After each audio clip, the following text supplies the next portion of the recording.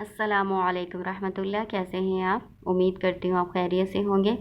آج ہم سورۃ یونس پارہ نمبر 11 کا رکوع نمبر 14 پڑھیں گے انشاءاللہ تعالی۔ شروع کرتے ہیں اللہ کے نام سے۔ اعوذ باللہ من الشیطان الرجیم، بسم اللہ الرحمن الرحیم۔ فما آمن لموسیٰ، پھر نہ ایمان لائے موسیٰ علیہ السلام کے لیے، الا مگر ذریۃ، کچھ لوگ۔ ذریہ کا مطلب ویسے تو اولاد ہوتا ہے نا، ہم پیچھے اولاد پڑھ چکے ہیں، لیکن یہاں پہ کچھ یا چند لوگ استعمال ہوگا ترجمہ۔ جو تنوین ہوتی ہے وہ نکرہ کے لیے استعمال کی جاتی ہے، تو اس سے مراد ہے کچھ لوگ، کچھ تھوڑے سے لوگ ایمان لائے۔ من قومی ہی، اس کی قوم میں سے، علی خوف من فرعون وملئہم ان یفتنہم، اس کی قوم میں سے علی خوف، خوف کی وجہ سے، من فرعون کی طرف سے، وملئہم اور ان کے سرداروں کی طرف سے، ان یفتنہم کہ وہ ان کو فتنے میں مبتلا کریں گے۔ ہی سے مراد کیا ہے؟ ہی سے مراد فرعون کی قوم ہے، یعنی فرعون کی قوم میں سے، فرعون کی خوف سے اس کی قوم کے چند نوجوان لوگ ہی ایمان لائے تھے۔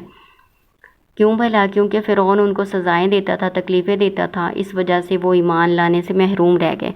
وَإِنَّ فِرْعَوْنَ لَعَالٍ فِي الْأَرْضِ، اور بے شک فرعون تھا سرکشی کرنے والا، یقیناً سرکشی کرنے والا، فی الارض زمین میں، کیونکہ اللہ تعالیٰ نے اس کو اقتدار دیا ہوا تھا نا، حکومت دی ہوئی تھی، تو وہ اس بنا پہ سرکشی کرتا تھا۔ اور سرکشی کیا کرتا تھا؟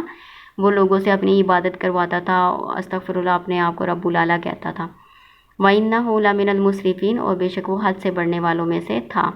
وَقَالَ مُوسَىٰ یا قومی، اور کہا موسیٰ علیہ السلام نے، اے میری قوم، یا قومی، اس میں جو یا ہے نا اس کو حرف ندا کہتے ہیں، اور قومی اس کو منادا کہتے ہیں، جس کو آواز دی جاتی ہے اس کو منادا کہا جاتا ہے، اور جو قومی ہے نا یہاں سے یا حذف ہو چکی ہے منادا ہونے کی وجہ سے۔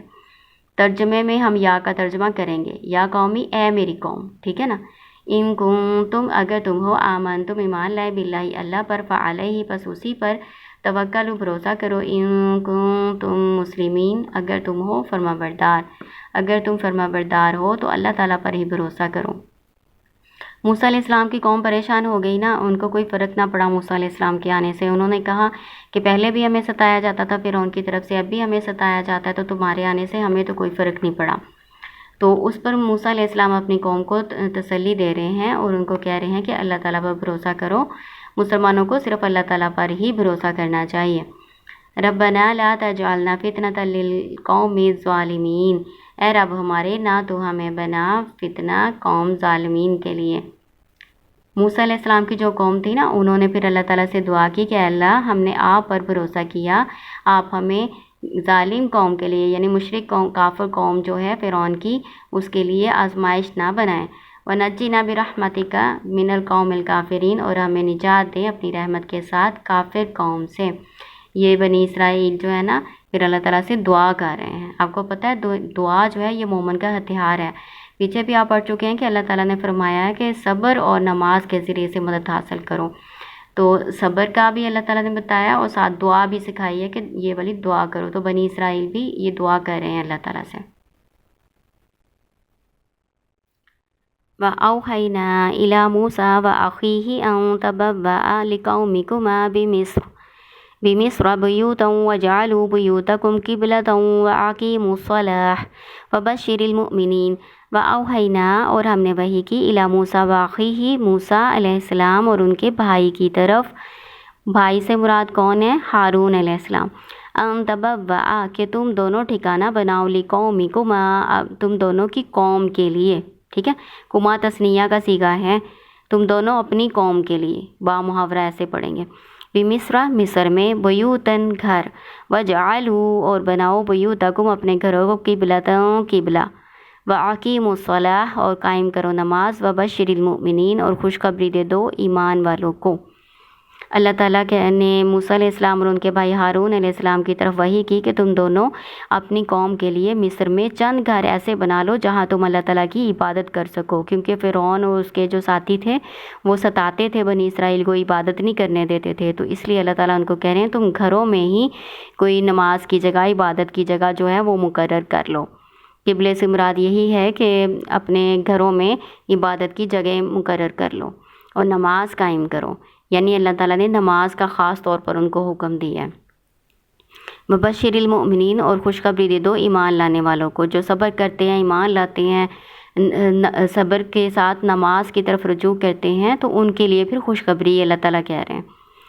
وقال موسیٰ، اور کہا موسیٰ علیہ السلام نے، ربنا، اے رب ہمارے، انکا، بے شک آپ نے، اتیتا، آپ نے دیا ہے، کا مطلب بھی تم آپ ہوتا ہے، تا کا مطلب بھی تم آپ ہوتا ہے، فرعون کو، وملأہ، اور اس کے سرداروں کو، زینتاً، زینت، واموالاً، اور مال، فی الحیاتی دنیا، دنیا کی زندگی میں، ربنا، اے رب ہمارے، لیضلوا عن سبیلک، تاکہ وہ گمراہ کریں آپ کے راستے سے، ربنا اطمس علی اموالہم واشدد علی قلوبہم فلا یؤمنوا حتی یروا العذاب العلیم، ربنا، اے رب ہمارے، نتمس، مٹا دے، علی اموالہم، ان کے مال، واشدد، اور سخت کر دے، علی قلوبہم، ان کے دل، فلا یؤمنوا، پس نہ وہ ایمان لائیں، حتی، یہاں تک کہ، یروا العذاب العلیم، دیکھ لیں وہ عذاب دردناک۔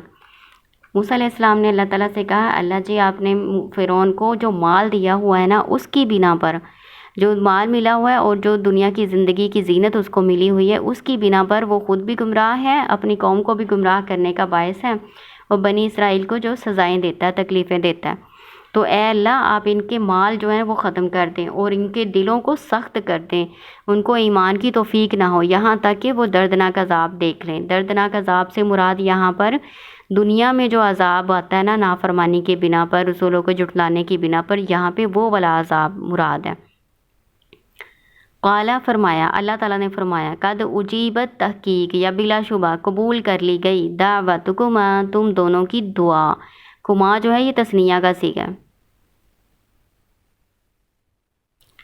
فاستقیما، پس تم دونوں ثابت قدم رہو، ولا تتبعان سبیل الذین لا یعلمون، اور نہ ہرگز نہ تم پیروی کرنا ان لوگوں کے راستے کی جو نہیں جانتے۔ سیدھے رہنے سے، قائم رہنے سے مراد یہ ہے کہ تم دونوں صبر کرنا، کیونکہ دعا کے قبول ہونے میں کچھ دیر ہے، تو تم ابھی ثابت قدم رہنا، اور جو لوگ گمراہ ہو چکے ہیں، جو جانتے نہیں ہیں، ان کی پیروی نہ کرنا۔ یہ جو لا ہے نا، لا کے ساتھ جب نون ثقیلہ آتا ہے نا، تو اس کا ترجمہ ہرگز نہیں کرنا ہے، ٹھیک ہے نا۔ ایک تو لن کا آپ نے پڑھا نا، لن کا مطلب ہرگز نہیں ہوتا ہے، لا کے ساتھ نون ثقیلہ آئے گا تب بھی ترجمہ ہرگز نہیں کریں گے، ٹھیک ہے۔ اور تم دونوں ان لوگوں کے راستے کی پیروی نہ کرنا جو نہیں جانتے۔ کہتے ہیں 40 سال کے بعد فرعون کو غرق کیا گیا تھا، یعنی کچھ عرصے کے بعد دعا قبول ہونی تھی، دعا قبول تو اللہ نے کر لی تھی، ظاہر بعد میں ہونی تھی، تو اس لیے اللہ تعالیٰ نے موسیٰ علیہ السلام کو کہہ رہے ہیں کہ تم دونوں اب جلدی نہ کرنا، ثابت قدم رہنا، صبر کرنا، اور جو نہیں جانتے ان کی بات نہ ماننا۔ وجاوزنا ببنی اسرائیل البحر فاتبعهم فرعون وجنوده بغیا وعدوا، وجاوزنا، ہم نے پار لگایا، پار کر دیا، بنی اسرائیل کو، بحرہ، سمندر سے، فاتبعهم، پس پیچھا کیا ان کا، فرعون نے، وجنودہ، اور اس کے لشکر نے، بغیا، سرکشی کرتے ہوئے، وعدوا، اور زیادتی کرتے ہوئے۔ یہ واقعہ ہم پہلے بھی پڑھ چکے ہیں کہ اللہ تعالیٰ نے بنی اسرائیل کے لیے تو خشک راستہ بنا دیا تھا نا سمندر میں سے، تو بنی اسرائیل تو پار کر گئے، لیکن جب فرعونیوں نے ان کا پیچھا کیا اور وہ بھی سمندر میں داخل ہو گئے، تو اللہ تعالیٰ نے اس کا پانی ملا دیا اور اس طرح سے فرعونیوں کو غرق کر دیا۔ حتیٰ، یہاں تک کہ اذا، جب، ادرکہ الغرق، اس کو پا لیا غرق نے، یعنی ڈوبنے کے عذاب نے جب اس کو پا لیا، ڈوبنے کے قریب ہو گیا، کالا، کہا، آمنتو، میں ایمان لایا، انہو، بے شک، لا الہ الا اللہ، زی، نہیں کوئی معبود سوائے اس ذات کے، وہ جو آمنت بھی، ایمان لائی اس پر، بنو اسرائیل، بنی اسرائیل، وانا من المسلمین، اور میں فرما برداروں میں سے ہوں۔